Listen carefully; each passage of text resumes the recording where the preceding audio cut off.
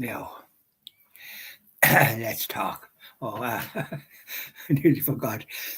I'm with my friend's house, Eamon, this evening. So we start off with our hymns, and then we do let's talk. So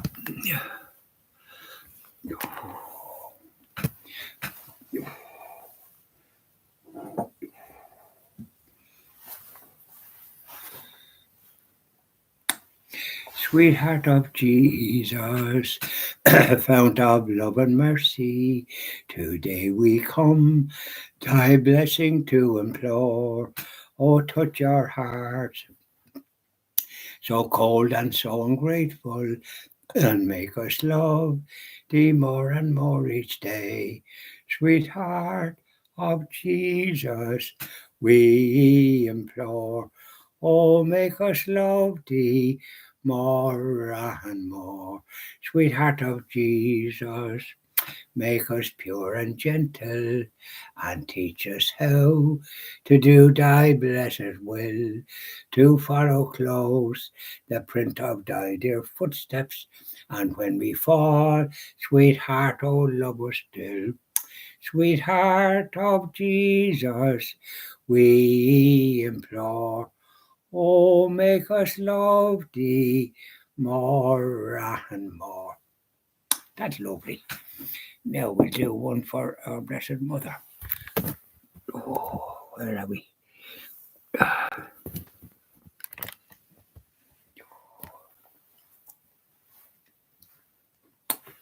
Hail, Queen of Heaven, the ocean star, guide of the wanderer here below. Thrown on life's surge, we claim thy care. Save us from peril and from woe.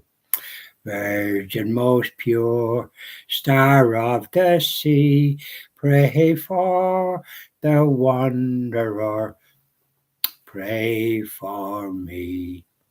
O gentle, chaste, and spotless maid, remind thy Son that he has paid for a price of our iniquity.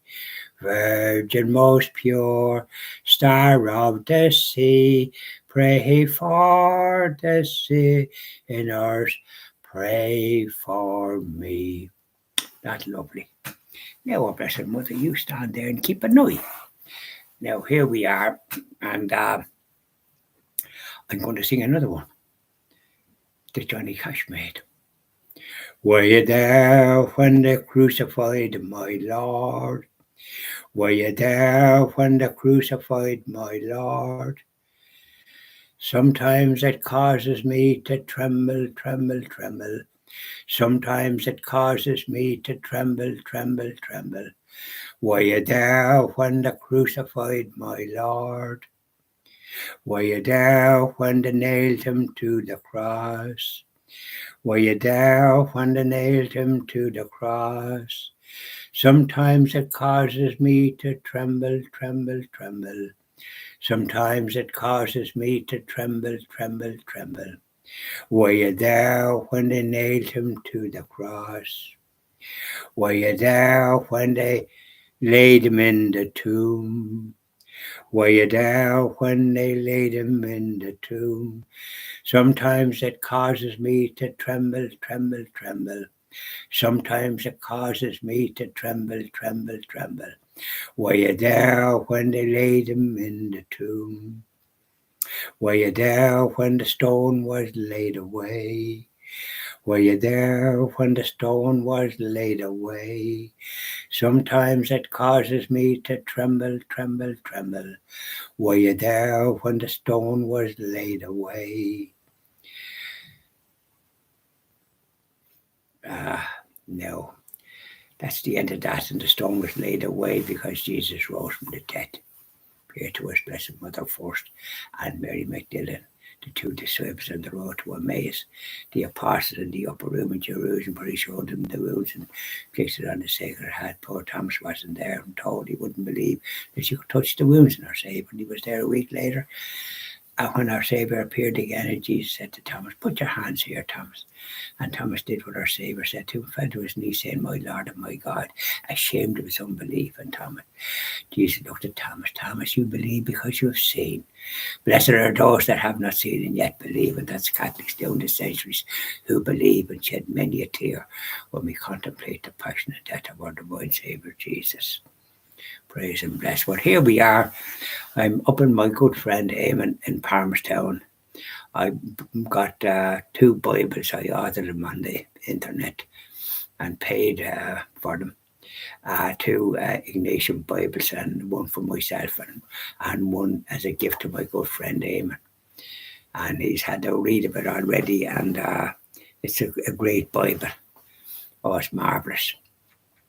So I'm looking forward to I have a Bible that I do my prayer time and Romans, and I do use the Bible.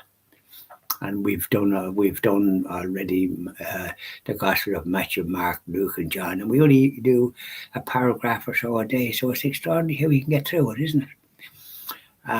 Because there's no point in reading too much. You just read a bit and meditate on that. That's sufficient. And but read it. No point in saying I'll do it tomorrow. It's today is the gift that you have. So do today what is good.